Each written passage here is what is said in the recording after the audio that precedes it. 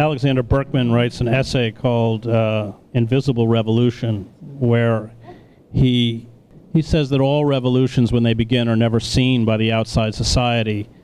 And in that essay, he talks a lot about the importance of language, that the language we use to describe our reality no longer corresponds to that reality. Gramsci mentions exactly the same thing and says that these periods when the language you use to describe your political, your economic, and social reality no longer match that reality are interregnums. They're periods of confusion. And I think that was probably where we are at this moment. We are seeing a situation where the language of opportunity provided by the capitalist system no longer corresponds to the reality that most Americans, indeed globally, most people are undergoing. That we are rapidly creating globally and domestically a kind of neo-feudalism, an oligarchic system. The language by which this corporate capitalism says that it will distribute wealth has changed from what it was in the 1950s, when we had a labor movement, and labor was never organized above 40% in this country. Now, of course, it's less than 12%. Most of them are public service workers who can't strike. The language has changed, where it's now said that when an oligarchic class amasses great sums of wealth, it trickles down and creates opportunities. That is, of course, just as much a lie as the previous system of economic distribution, and I think we still haven't yet figured out a vision, and we haven't figured out a language to describe what is happening to us in a system of global capitalism, which is different from 19th century robber baron capitalism, because global capitalism is supranational. It has no loyalty to any particular nation state. The Carnegies, the Rockefellers, the Mellons, they created rapacious conditions for workers, and of course in the American labor wars were the bloodiest in the industrialized world. I mean, hundreds of workers were killed, thousands were wounded. Now we're seeing a system whereby they are hollowing the country out. Our manufacturing, of course, has gone overseas. They have created a security and surveillance apparatus because they know what's coming. They are accelerating the climate crisis and rapidly have already, of course, destroyed the working class and are rapidly destroying the middle class. And I would just end by saying that what makes some kind of revolt or revolution within the United States and probably most of the world, and historians have often written that revolutions come in waves, whether it's 1848 or 1917 or wherever. What makes it inevitable is that the system is now so completely beholden to corporate interest that in a political sense it's paralyzed. It can no longer respond to the needs of citizens. It doesn't matter what we want. It doesn't matter what we vote for. We are just day by day being further disempowered and further fleeced. And in this sense, Marx was right. Unfettered, unregulated capitalism is a revolutionary force that, because it has no self-imposed limits, and because it commodifies everything, human beings become commodities, the natural world becomes a commodity that exploits until exhaustion or collapse, will push and push and push until there is some kind of blowback.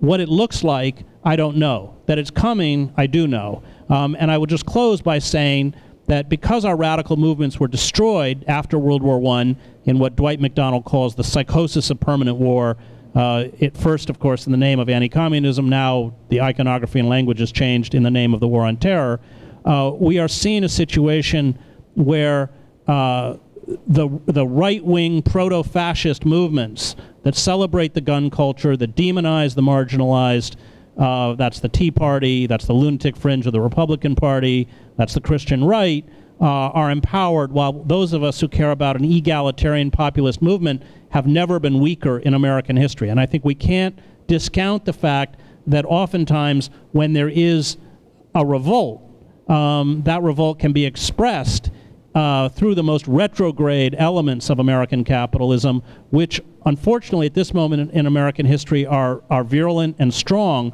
while those of us who come out of progressive and radical movements have been, you know, are anemic and marginalized and largely shut down. So I think that revolution is a process. Politically, revolution is the violent overthrow of one class by another. What you end up with after the revolution can be good or it can be bad, and that's the result. But revolution is that process, and unfortunately, because so many people who are maybe younger than 60 have never seen revolutionary politics in the United States really since the end of the 1960s and early 1970s. And I'm 50 and I've never seen them. There's so much confusion on the left that people don't even really know what a revolution is. They will talk about the independence struggle in India or the anti-apartheid struggle in South Africa and say, look, those were revolutions. Those weren't revolutions at all. They were notable, they were important, they were struggles, but they were not revolutions. Had there been a revolution, the rich who were rich before would no longer be rich now. The poor who were poor before would no longer be poor now. And a revolution leads to the radical transformation of society in terms of its culture, its art, its religion, even its measuring systems in the case of the French Revolution. So everything changes. And we haven't seen very many of those real revolutions, actual revolutions in history since the demise of feudalism. So it's hard to even, it's easy to get confused and point to things like Tunisia and Tahrir Square and say, and the media likes to confuse the issue and say, those are, you know, the Egyptian revolution. There was no revolution in Egypt. The existing power structure remained in power, and that point was brought home by the fact that the generals took over in a brutal coup that made the previous regime look like something that people might miss. So I think it's really important to define our terms. Unfortunately, you can't even go anywhere until you have. I think it's really interesting that we can all have so many different opinions and all of us be right about something that I think that we all have in our heads. Revolution, like we know what it is. It's this thing. There's a specific definition for it, yet all of us have different definitions for it, and I think that all of us are right. I think that revolution is energy. It's and people can carry it, and I think it's also ruptures in our society in the status quo of how we're living, and I think through those ruptures, truth is allowed to come through, and I think energy comes through those ruptures and moves us to act, and if I sound like an artist, it's because I am. I also think there's a worldwide revolution happening now. I don't think it's a cataclysmic one-time event. I think it's something that happens in stages. I think it's growing. I think it's inevitable. The society as we know it is blowing apart. The planet is under siege. There's no way for this to hold what we're living right now. And there have been many, many ruptures all over the world already. And there are some happening here. Occupy Wall Street was one of them. And I also see smaller things happening here in America that point towards a revolution. I see a food revolution happening. People are growing food all over the place. You see where civilization is coming down, like places like Detroit. People are starting to grow food because they have no other choice. And that gives me a lot of hope because, you know, when all else fails, people know what to do, which is to go back to the land. They're tearing up vacant lots and lawns and whatever ground that they can find and seeding it and growing food for themselves. So that's not just happening in Detroit. There's a man in LA, South Central LA, who calls himself the gangster gardener, and he's brilliant. He tore up a patch of land outside of his apartment building, and he planted food there, And he was sick of like walking outside of his apartment and seeing all these fast food restaurants and having to travel 45 minutes for an actual apple. And then he saw all these dialysis centers coming up, and he just made this connection, like, I need to eat real food. And so he started this community gardens movement, and now they're growing all over South Central LA. We have a collection of gardeners here in New York City on Facebook, the Green Thumbs Network. And these seem like small little things, but they're not. This is people taking the land back. I mean, this is land that belongs to the state, to the city, but it's been vacant, and they're taking it back, and they're seeding it, and they're growing their own food. And it's happening all over. It's happening in suburbia. They're growing food on their front lawns. They're, you know, emptying out their swimming pools and growing it there. So I see that, and it gives me hope. The other thing that I see is that the indigenous movement in this country is growing in leaps and bounds, and they're getting a lot more people to align with them, to put their bodies between the extraction industries, the fossil fuel industries, and their land. And I think it's important, it's imperative that we support that process. More and more people have to go to the front lines and put their bodies between the extraction industries, or we're not going to have a planet left, and that's real. And the other thing that I see is, what was the other thing I was going to say? Oh, Ferguson, Missouri. Here we go. That is, you know, that's an energy that's let loose, man. That is, you know, unbridled rage, justifiable rage.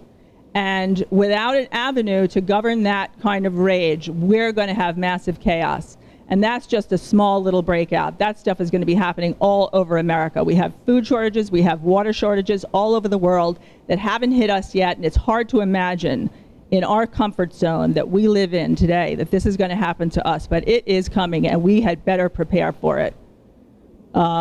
So if we don't learn to harness that energy by promoting an underground militant faction that can train that kind of energy to do what it's supposed to do, to hit the right targets, we're going to have bloody chaos. And as a woman, that terrifies me even more than climate change, because women become the fodder in war like that.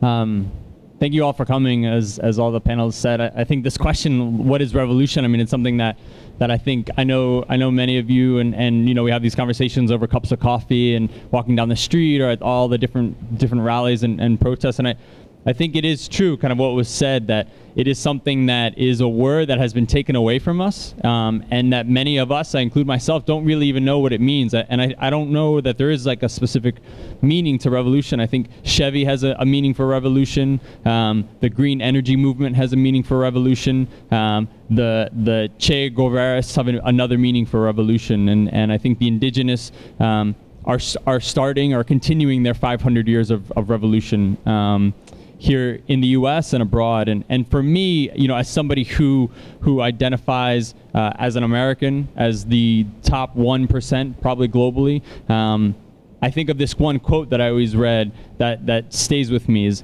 don't speak to me of revolution unless you're ready to eat rats. And it really hit me like a ton of bricks, because here we are, you know, having all this revolutionary talk, and this is something that I self-critique.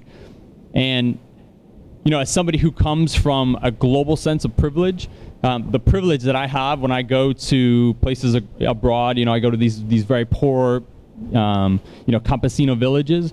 The privilege that I have is inherent in my belief of the world, and it is not something that I'm going to give up, regardless of how radical or revolutionary I think that I am.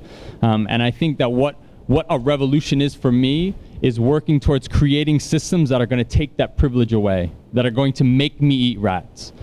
Because I think only then, when we're ready to do that, when we're ready to prepare systems that are going to take the privilege away that have allowed us to create those systems, then we can have a revolution. And I think a lot of this talk here in New York City, especially with the climate change march coming up, this idea of sustainability, you know, there's an inherent unsustainability of talk of sustainability. And I think that that's something that we really have to come to terms with when we talk about this in America, you know, this idea of revolution. It will be us that lose. And I think as radical or revolutionary is something that should be our goal. you had to go back to people like Andrea Dworkin in order to get a rational critique of porn. You weren't getting it out of, and I'm not pretend in any way to be particularly well versed in the feminist movement, but I kept looking for contemporary feminists who were critiquing porn the way Dworkin did, and her book on pornography is brilliant. And in fact, when I wrote that chapter, I tried to sell it as a magazine piece to Harper's and Nation and other, and their response to me, and we're talking about, you know, liberal, progressive, was that it was a free speech issue, and I almost fell over.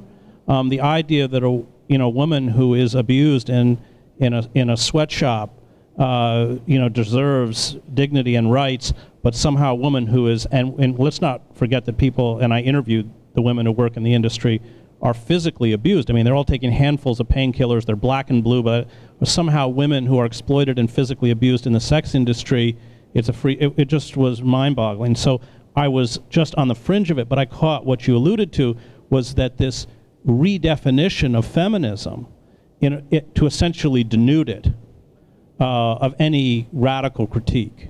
That's the first thing. The other thing I would just add is the way that we guard against it, and this has been my critique of the Black Bloc, and I know Derek's critique of the Black Bloc, for which we've taken some heat, is we cannot allow resistance movements to define themselves through hypermasculinity, because essentially they import the very disease of the hypermasculine culture they are opposed against.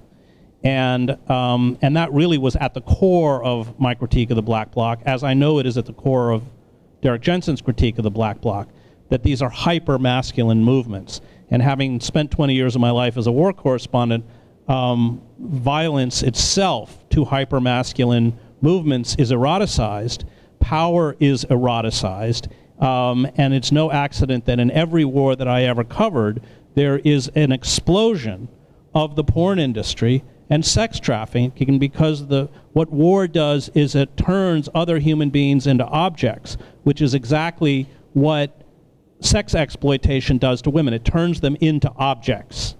And that's why in all of the war zones that I was in, you saw a massive growth of sex exploitation and porn and snuff films, because essentially that's hyper-masculine culture of war becomes translated into the culture itself.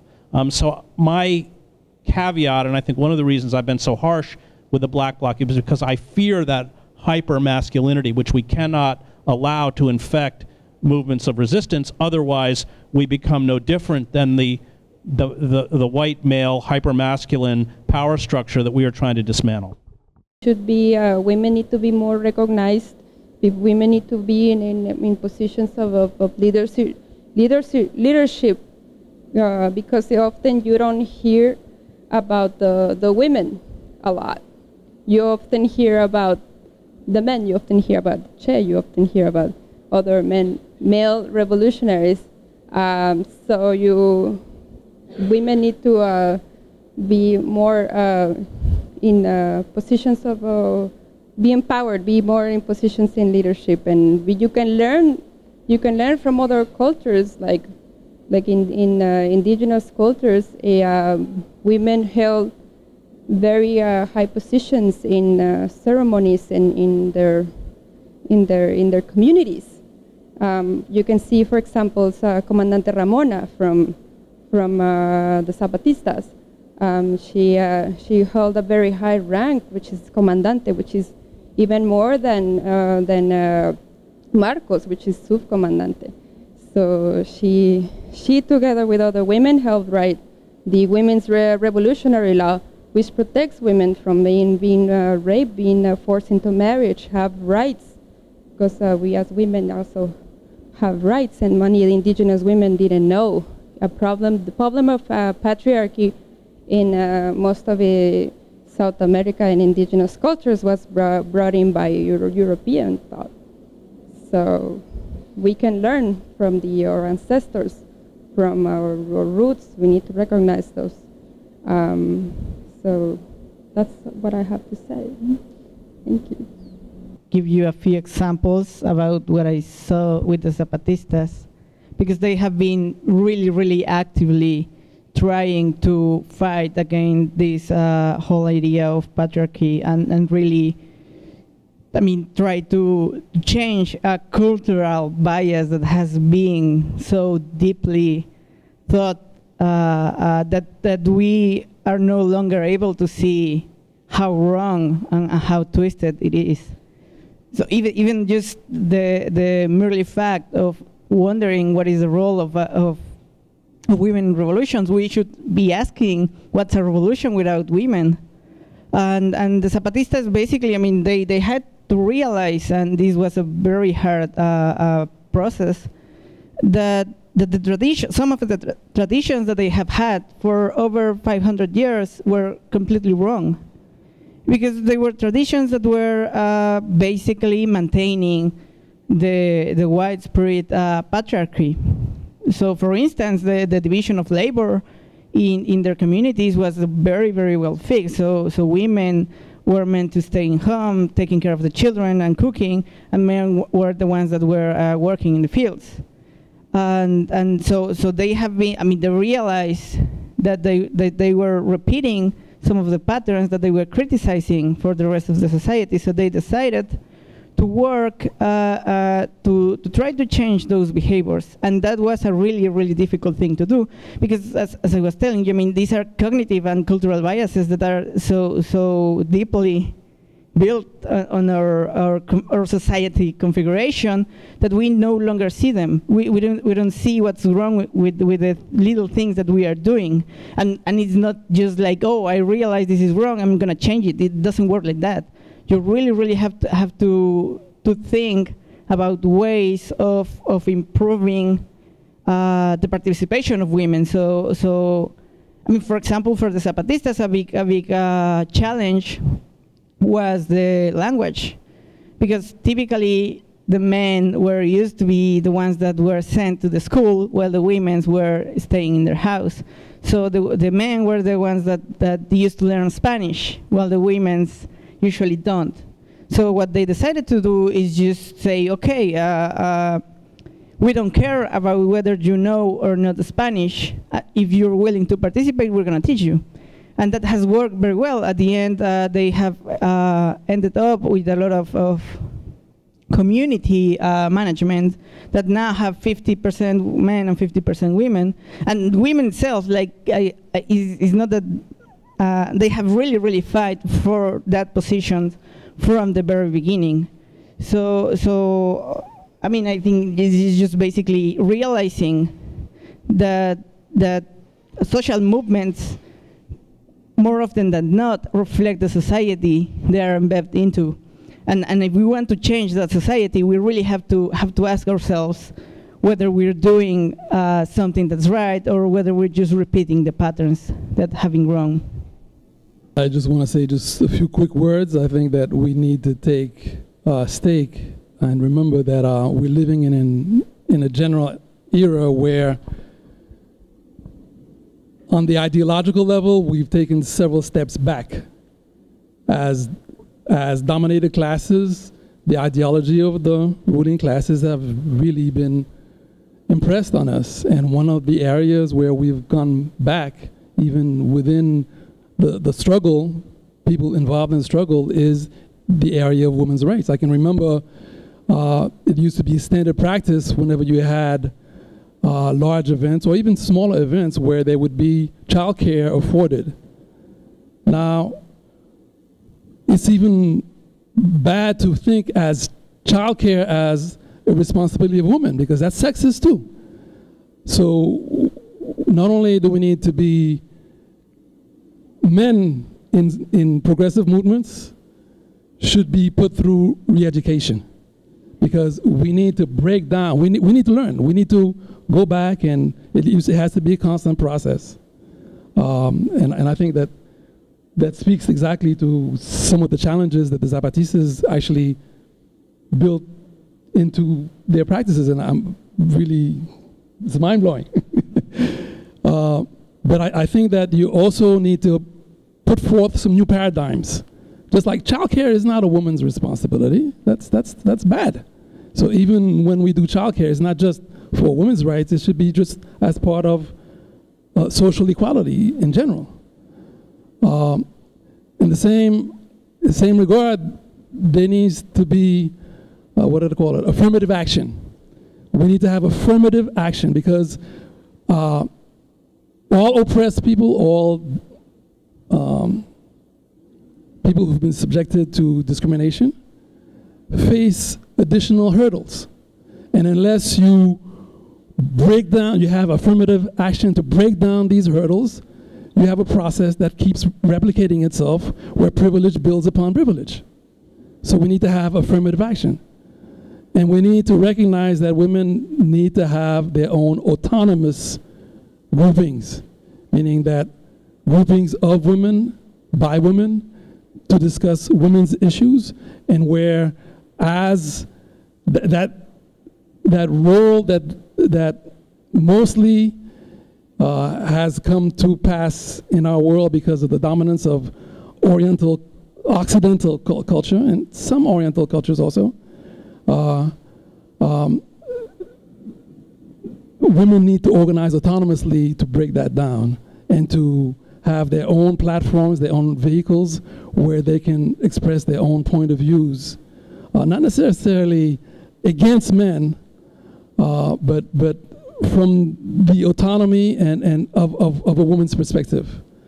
And last, I'd like to say that the women's struggle, just like the struggle of any dominated or any underprivileged minority, although women are a dominated majority, because women are a majority of the world.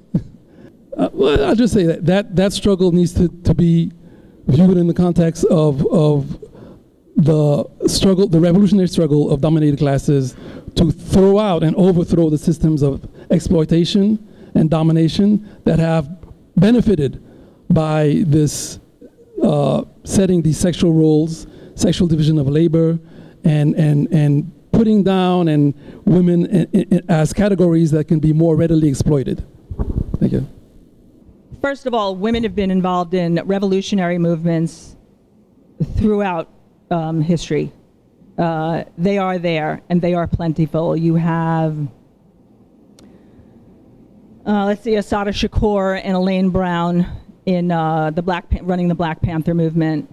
You have Celia Sanchez of the Cuban Revolution. You have Qi Jin of the Chinese Revolution. You have Maud Gunn. You have Sophie Scholl of the Nazi resistance. Maud Gunn was part of the Irish Revolution. You have the Naxalites in India now who live in the jungle, which are very balanced in terms of men and women. You have the Gulabi gang in India, which are tens of thousands of women strong. It's a women's movement, it's a women's gang, and what they do is they dress in pink saris, and they go throughout India and address domestic violence disputes with bamboo sticks. And they are enormously successful in procuring not only the end of battering in the relationship, but also in procuring the check, the paycheck of the man in the family who's battering their wife and giving it to the woman. And you also have women now from Turkey going into Iraq, and armed women going into Iraq and facing off the jihadists who have abducted over 3,000 innocent women and children.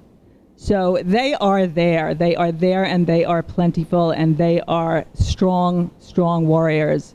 But we don't hear about these women because we live under patriarchy, for one.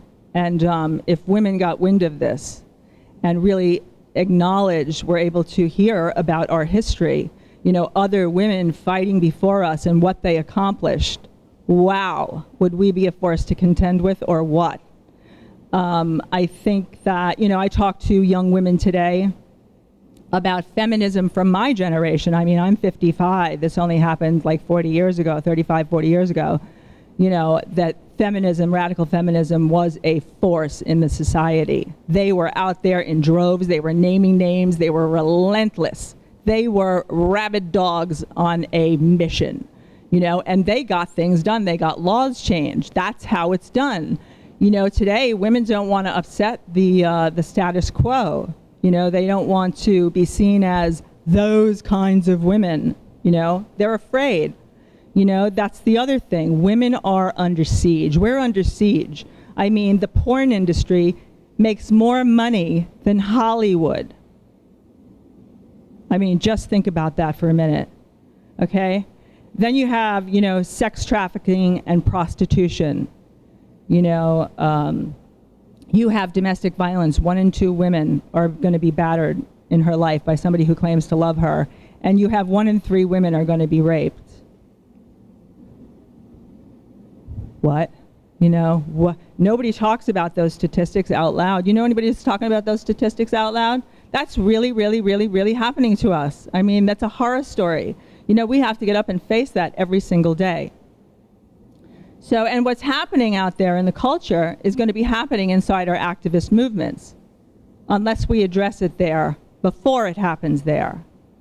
And DGR is doing just that.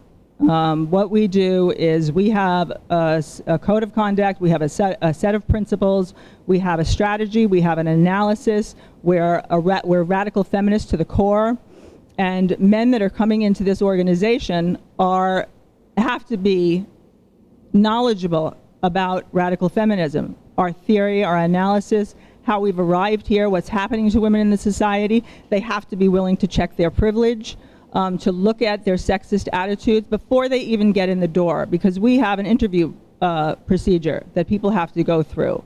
We want to make sure that you are on the same page, okay? And now if somebody had told me 10 years ago that I would be working alongside male allies in a radical feminist organization, I would have, I don't know what I would do. I would have balked for sure. You know, I definitely would have probably laughed, you know, like, no, that's never going to happen. And here I am, and I'm doing it, and it's working. You know, women in this organization are safe, and they're thereby powerful. And the men that are in this organization have our back. And I feel absolutely secure in that, and I feel honored to work beside them. So this works, unlike in, say, you know, an Occupy Wall Street movement where this wasn't addressed. I mean, nothing was really addressed in advance, and it was part of the Occupy Wall Street problem. It was a rupture, but it hadn't been planned for. So many, many difficulties came up. But just as an example, you know, what was playing out in the camps, you know, was abuse against women. So if it's going on in society, it's going to be going on in the movements unless it's addressed before men get in the door. And I know from having the Occupy Wall Street Zapatistas come to speak with our group that they have also addressed this situation in their own movement. And I was rather shocked when they had said that out of everything that they had faced as a movement, the hardest thing for them to face was their machismo. I was like, wow. I was completely blown out of the water when they said that. I thought that was a very bold statement. I thought it was a very true statement. And, you know, courageous, very, very courageous. And so, I mean, I don't want to speak for them, but I think that, you know, that's how it needs to be addressed. And I'll pass. I've been long fascinated by sectarianism on the left, and there's so few of us, really, who are active. And we're divvied up into all these different political lines, and meanwhile, the system, of course, the capitalist system thrives completely on divide and conquer, which is why, you know, they're really kicking our asses, even though there are so many conditions that are ripe for recruitment among the masses that we should be doing a lot better than we're doing. And so I've been, you know, I've mulled that over for a long time and discussed it with a lot of friends, and certainly in Occupy. And I always keep thinking back of a story. I don't know, it might be apocryphal, but Shah Massoud, who was a leader of the anti-Soviet Afghan Mujahideen, whose politics I do not agree with, and I assume would not be widely shared in this room, nevertheless had something interesting to say. He supposedly gathered members of the Afghan resistance, different sects, different political parties, different tribes, different people who spoke different languages, and finally got them the representatives together to discuss what to do about the Russians. And he supposedly held up his cup of tea and said, first, we kill the Russians. Next, we kill each other. And I think that that level of focus is very, very important. Like, first, let's kill the capitalists, and then we'll kill each other and try to figure out how we're going to, and I do mean that completely theoretically, but in a sense, that is the role, that is what happens in a revolution. First, in a revolution, the dominant power structure, the military and the political and the business elite have to be thrown out of power. They have to be completely disenfranchised. The people who have been disenfranchised have to replace them in ruling the nation state and whatever other form of regime follows. That has to happen. And then there's going to be a shaking out period as society discusses how it wants to move forward and what comes next. And some of that shaking out will be nonviolent discussion, and some of it will probably be violence in nature, at least if history repeats itself. And I think that what is lacking here, I usually really hate the language of a change of attitude or a revolutionary mindset change because it seems very airy and fluffy to me. But in this particular aspect, we on the left who oppose, and everybody who opposes the system, and I argue this in the Anti-American Manifesto and got a lot of grief for it, we have to make alliances of convenience with anyone and everyone who is willing to fight the dominant system, because they have so many advantages as it stands. Militarily, the security state, the NSA, the police, the weapons. I don't need to go on and on. You know the advantages that they have. So that we need to be as united as possible in confronting that. And we can, that's not to take away any of the divisions in terms of tactics and ideological line, but really, truly, you know, if someone's version of socialism is a smidge different than mine, we should just argue about that over beers and go and fight the capitalists the rest of the time, and maybe we can kill each other later. You know, this idea of like a culture resistance, and I think when I first started getting into activism, you know, this term culture resistance has really been another one of those amorphous terms for me, but I think something that I am starting to understand a little bit better. And I think it is this fine balance, as with anything in the world. You know, something that I've seen here, especially in New York City and in the activist scene here in the US, is this hyper inclusivity that we want to love everyone and anyone and everyone of any term or politics is allowed in. And I think what has happened is this hyper individualism that is like the neoliberal effects on our psyche, which is we are all children of neoliberalism, and everything we do comes from this individualistic attitude. And I think some of the things that we talked about with the role of women, you know, the sexual violence that happened in Occupy, I think is something that people don't want to talk about. The sexual violence that happens in groups because of a fear of structure, because of a fear of excluding the individual for some greater cause, I think is this idea of you know, creating this culture of resistance, that we need to have structures in place, that there are codes of conduct. It is inappropriate to do certain things, regardless of your politics, because we are human beings first and political creatures second. And you know, we are fighting for a world where these oppressions don't occur. And if we allow this into our culture, it infects, it's like a virus in our culture, and it destroys these groups. And I think then that leads to this other idea of how do we prepare ourselves in this culture resistance. And I think we're lucky to have the example of COINTELPRO, which, you know, there are people here who have probably lived through that, and I only read this through books. And you know, the extent of COINTELPRO is vast. I mean, people had children with activists who 30 years later comes out that they were working for the FBI, the CIA, the whole time. I mean, the scale of that kind of complicity in an oppressive system is mind-blowing. And what we have now, I mean, thank you to Edward Snowden for releasing these files, that now we can see the scale of what has happened. You know, as a member of DGR, we are going through our own internet sectarianism. And you know, interestingly enough, there was a PowerPoint presentation put out by the NSA showing point by point how to split groups up using social media, which is something that, you know, obviously I'm a biased opinion, but I believe that the sectarianism that we are seeing in many groups, this idea of, you know, we fight over small details of certain aspects of a point, or who the oppressive Olympics is another very valid one. And these are all neoliberal arguments that are used by the NSA to split these groups apart. And I think that this idea of you know, having that balance between, yes, we need structure, we need to protect our cultures, and we need to protect the people in those cultures, but at the same time, what are we actually disagreeing on, I think, is the bigger question. Is this something that is fundamental to the arguments? You know, my father is a Tea Party member. We are probably not going to get along on fundamental levels. You know, but a socialist and a anarchist, I think that those differences need to be put aside until a later date. Because until capitalism is taken down, it doesn't matter if there's socialism and anarchist groups on Thursday nights. Because there is a larger fight that we need to be working on.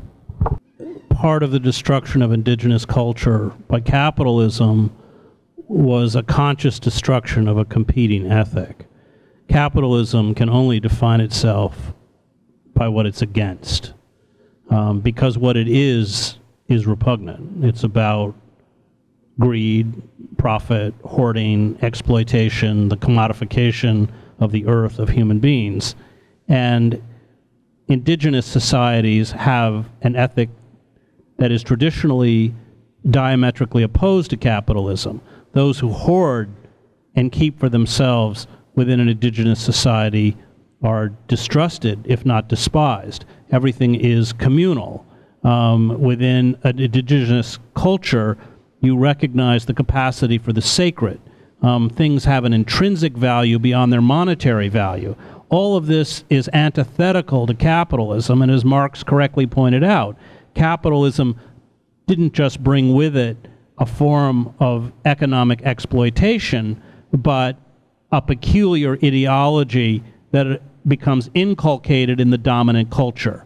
And I think part of the ruthlessness, especially in the United States, towards indigenous cultures was that they could not allow that competing ethic to exist side by side with capitalism.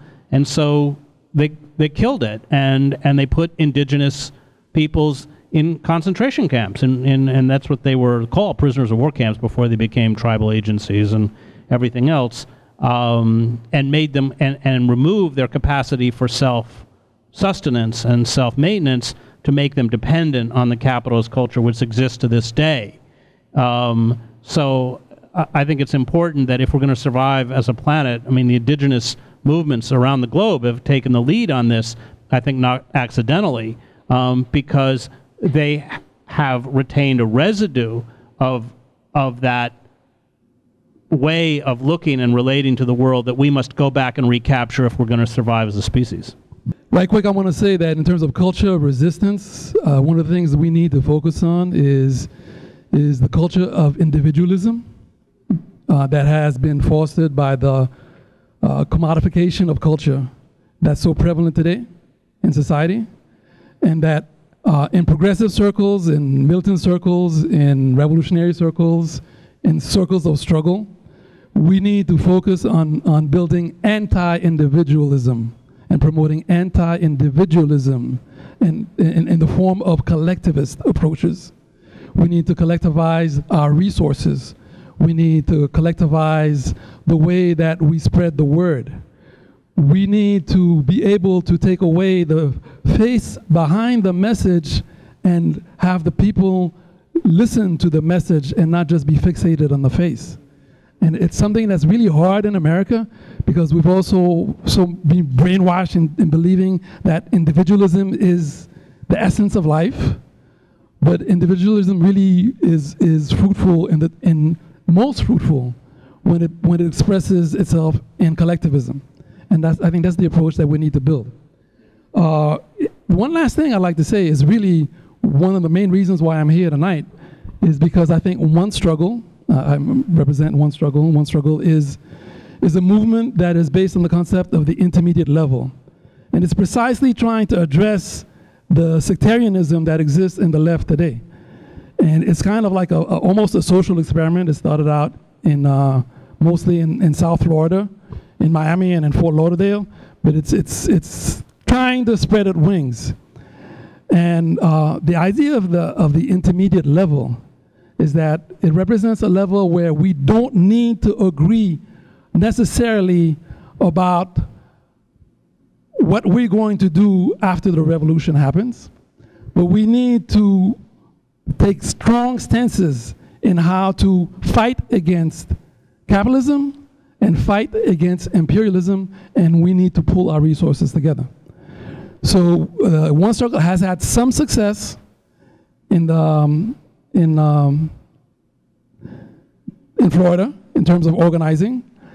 We've hit upon some hurdles here in New York, but I think that as a project of the left, because the idea of One Struggle is not to create another little group on top of the little group. If this can work, if this can have some appeal, and if people can agree to organize themselves and partake in collective action against capitalism, against imperialism, then it's something that maybe is applicable to this time. If not, then it will come about further down the road when the level of mass struggle here in the United States is at another level. But I still want to pitch it out to people to keep it in your mind, because it's something that we can do if we really want to be anti-sectarian on a very non-reformist level, as anti-capitalists and as anti-imperialists. There's things that we can do together. And you have had, particularly in Florida, you've had groups on the left, anarchists, Trotskyists, Maoists, Leninists. I mean, you can come up with all the ists, and we're working together. So it is possible. And I just want to throw it out as a challenge to people here in New York. Say, hey, if this is something that can help us as a bridge or as a way to embrace not our divisions, but what unites us in our struggles, then let's give it a crack. And I'll be very brief. One can say that we've all benefited from indigenous genocide to one extent or another.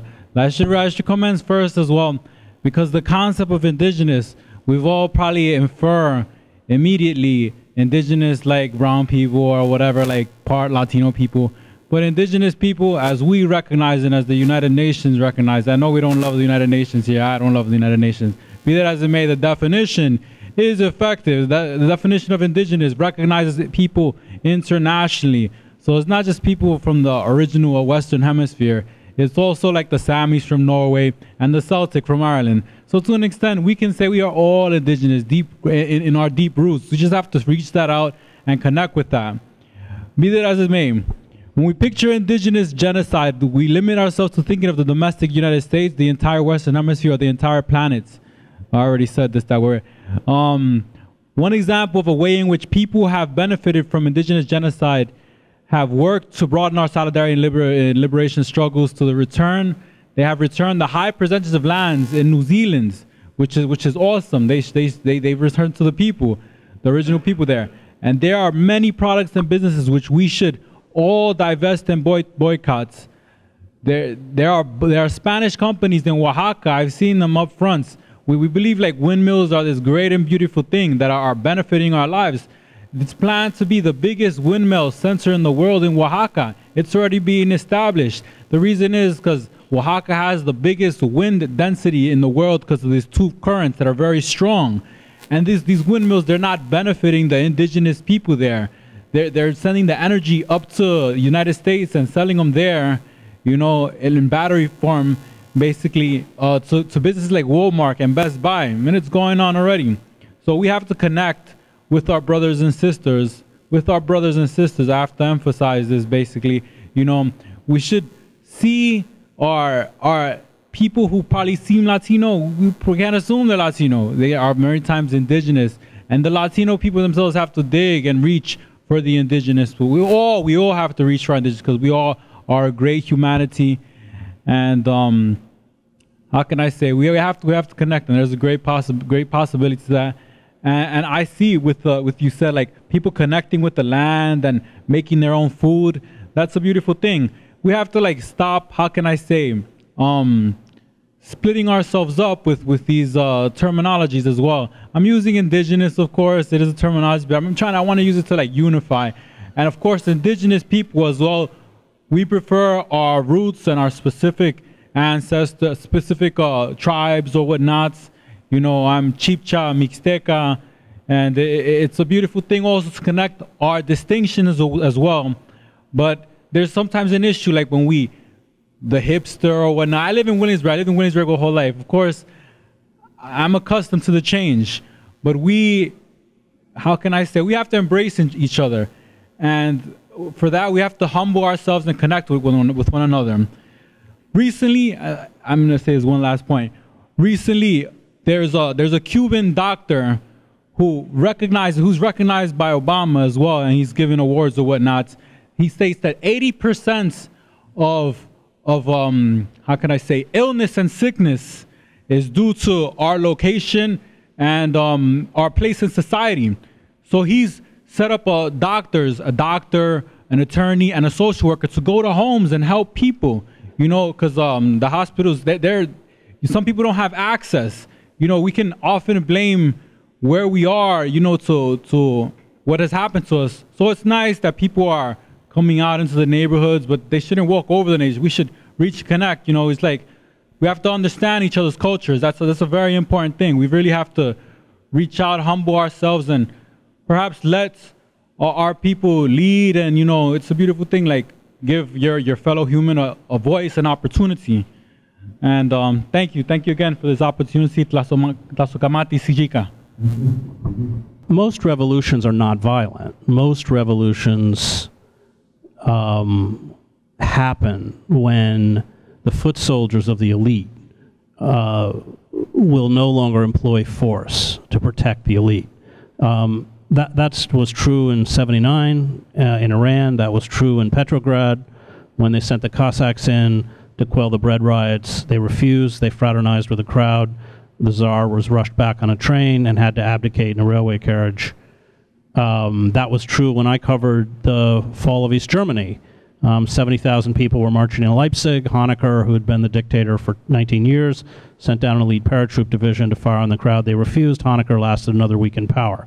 What happens, and this gets to what Berkman writes about, is that a discredited, corrupt, venal elite, which we certainly have, can no longer be protected by the internal forms of security.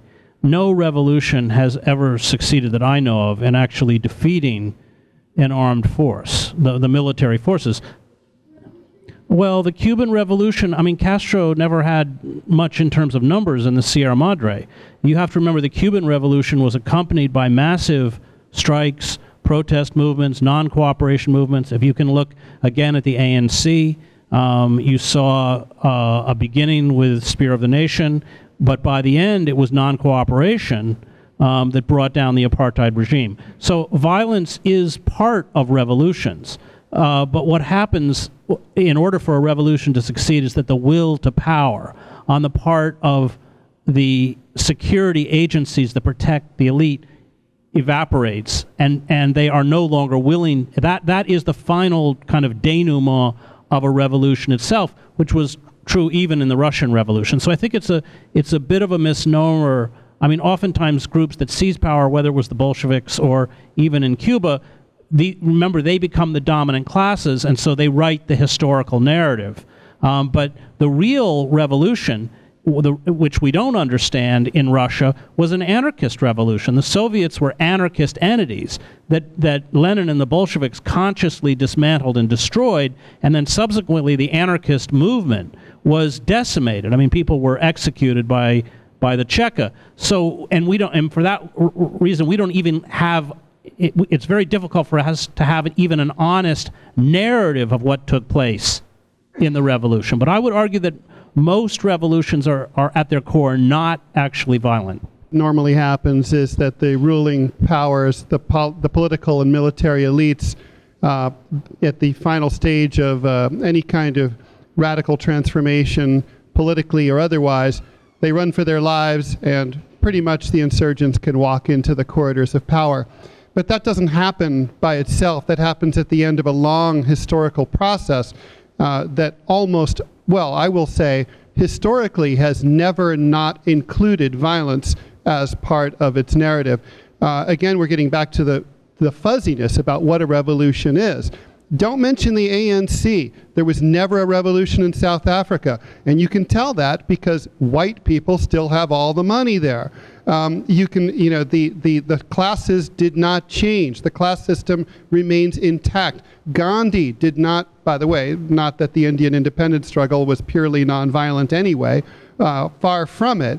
But even if we assume that it was, there was never a revolution there. The Indian caste and class structure remained intact pretty much. And that's why the British did business with Gandhi. If you look at the real revolutions, the big name capital R revolutions, Cuba, China, Russia, France, you're looking at violent struggles. And that's because in the final analysis, people who have power and privilege do not give it up voluntarily. No one is going to come up. I mean, maybe some of us here are idealistic enough to be willing to give up our power and privilege, but there aren't very many of us, and we don't have that much power and privilege. But when you are Warren Buffett or Bill Gates or these people, the people in the Pentagon, they're not going away quietly. And yes, you're not doing it without nonviolence. Nonviolent struggle is a huge component of revolution, but no successful, that's the key word, no successful revolution has ever happened any other way. And I think that, I think that on the left, a lot of people don't want to address this because they're afraid of how brutal revolution is because it goes so wrong so often. History shows so many examples of the Cultural Revolution going off the skids. The French Revolution led to Napoleon and 100 years of chaos and so on, that they just don't want it to like, well, it's too hard, it's too violent, it's too brutal, might not even work, we might end up with something even worse. And we start to think, well, we could do this some other way. But really, and it is true, if you can reform your system and it's worth reforming into something better, you should. Revolution's not something you should take up lightly. It's the, in case of emergency, please break glass. Now I see an emergency, and the planetary crisis is just one of them. For me, it's the big one. But I think that, the objection often is, to address your point, I hear this a lot. People say, well, we're not going to be able to take on the state militarily. We're not going to be able to go head up to the Adirondacks and fight off the state. That's for sure, no question. But that said, every single revolutionary movement has always been outfunded and outarmed by a superior nation state. No question. I mean, Louis XVI could have had all the French revolutionaries killed. The Tsar could have prevailed militarily. But what happens at a certain point, as Chris described, is at a certain point, the will to power ends. There's a radicalization that spreads even into the middle echelon of the authority structure, whether it's the police or even members of the military, where they're no longer willing to kill their fellow citizens, and they start to view them not as subjects, but as comrades. And they just stand out. They might not lead, they might not follow, but they get out of the way. And that's what happens in the final analysis. But I think, yeah, we're not taking these fuckers on with AKs in the hills. But you know, but the point is, it's not going to be a fair fight. I'm reading right now a book called The Embers of War about the Vietnamese independence struggle against the French from 1946 to 1954. Fascinating book. And it's, you know, I mean, it's all prequel to the American experience in Vietnam, where Ho Chi Minh met with his French negotiating counterpart in Paris in 1946. And he said, and the French guys said, listen, we're going to kill all you guys. You know, we have better weapons, we have better training, we have more men, we have the French Empire, we're fucking France. And even though we've just had our asses kicked, we're still going to kill you all. And Ho Chi Minh said, yes, absolutely, you are right. You are going to kill many, many more of us. And in the final analysis, you will not be able to maintain the political will or the ability to crush us all. And in the end, we will win. And they did, and they had to do it twice. They had to do it against the French and the Americans. 2 million people dead, but they did kick us out. I mean, that's just history. Okay, I just want to quickly come back to that point that he mentioned, and I think it's a very good one. No one who has the power is willing to give it up. So what makes us think if we are able to overthrow the current power, once we get it, we are going to give it up.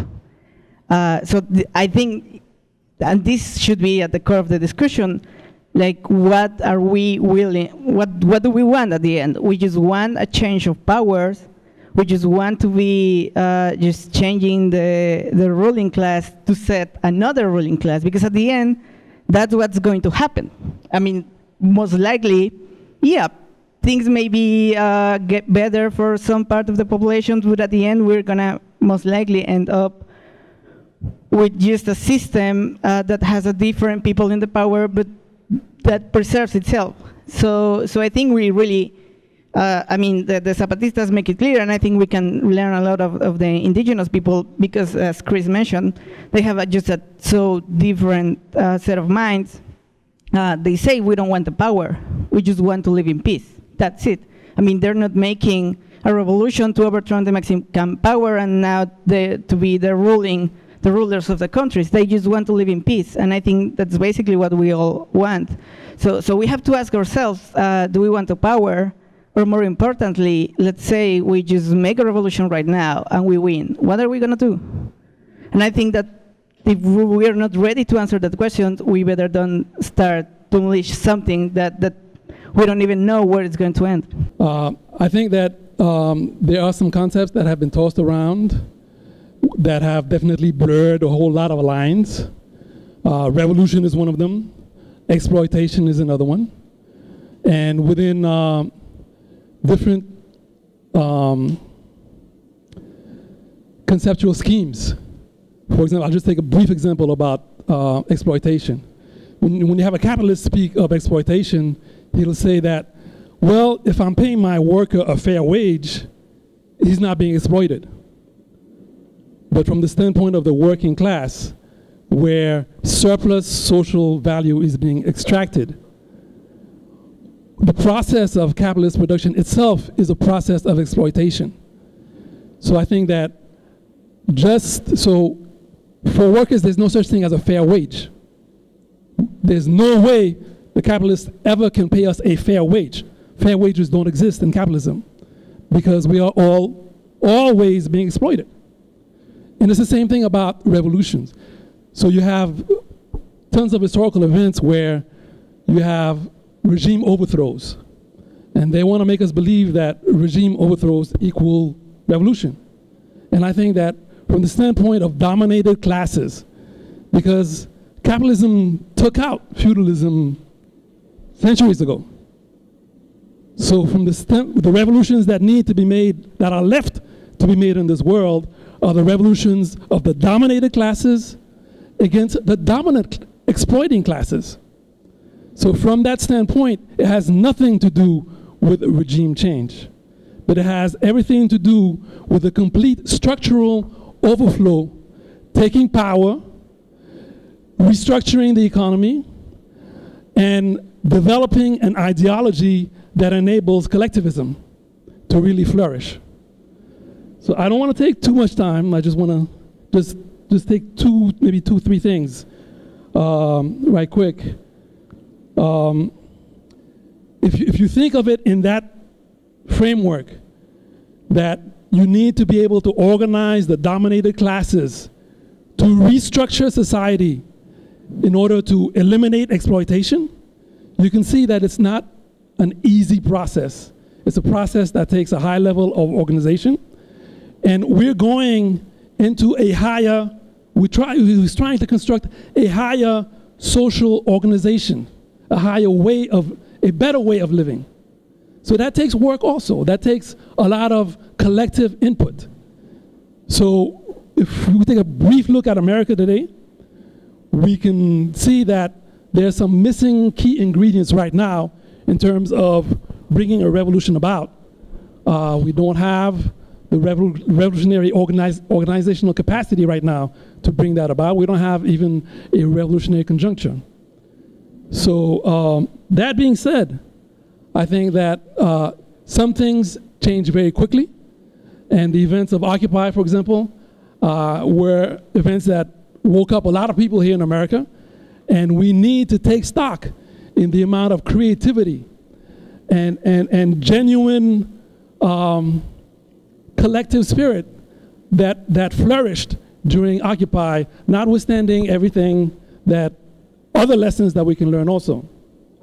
Right quick, in the same line, I'd like to say that let's keep in mind that capitalism today, dominated by financial capital, is a Ponzi scheme. It will burst at some point. I mean, they can come up with formulas to repatch it, but the essence of a Ponzi scheme is that eventually it will break down. Capitalism is also a paper tiger, and there are tons of examples in history that show us that no matter what the nuclear might of America might be, no matter what the military might of America might be, there's limited things that you can do with bombs. And people who have been opposed and struggled against imperialism have found ways over and over again to do these things. So imperialism is a paper tiger.